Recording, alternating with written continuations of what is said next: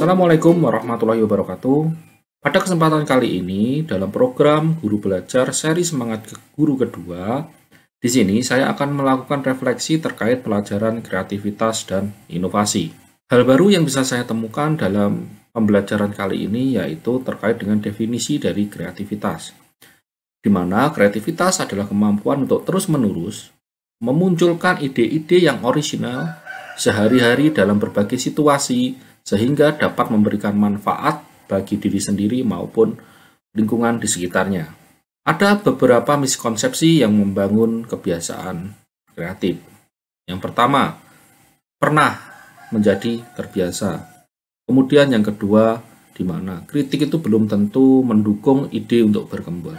Kemudian yang ketiga, memuji juga belum tentu mendukung pengembangan sebuah ide. Kemudian yang keempat, kreativitas bukan hanya dalam bentuk seni, tetapi kreativitas juga bisa dalam bentuk sebuah pemikiran atau ide-ide untuk melakukan aksi nyata yang positif.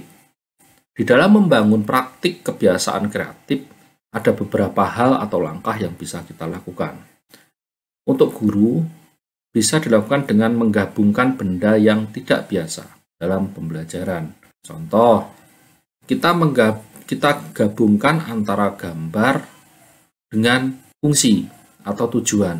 Itu akan membuka kita akan lebih menjadikan kita menjadi terbuka terhadap sebuah ide. Kemudian salah satu contohnya lagi yaitu kita bisa menggabungkan rutinitas di dalam cukup waktu luang untuk membuat latihan kreatif.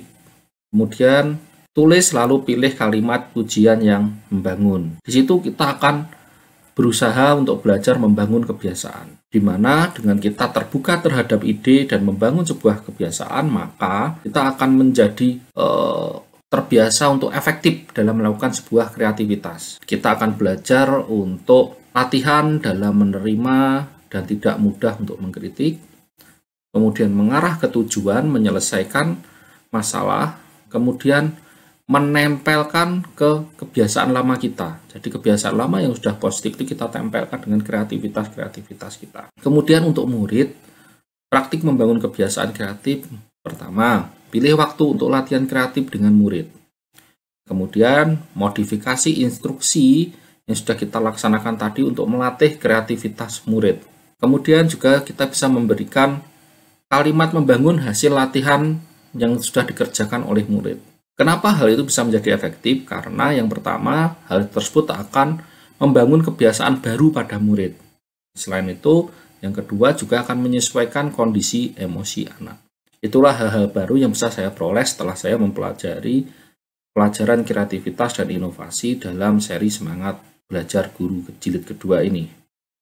Kemudian, lembar kerja ke-1, di situ sangat membantu saya juga dalam melatih kebiasaan berpikir kreatif, di mana di situ saya akan belajar untuk jangan menghakimi, kemudian semua bisa tercapai sesuai dengan tujuan, terus saya bisa belajar menempel pada kebiasaan lama saya atau menempelkan hal-hal kreatif saya terhadap kebiasaan lama saya.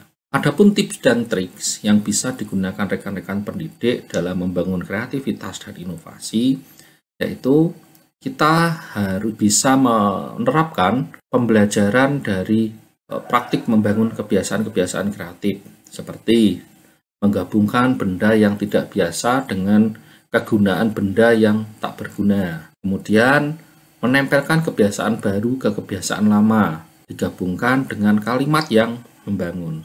Kedua praktik tersebut bisa menjadi tips untuk membangun kebiasaan yang kreatif. Sekian dari saya. Assalamualaikum warahmatullahi wabarakatuh.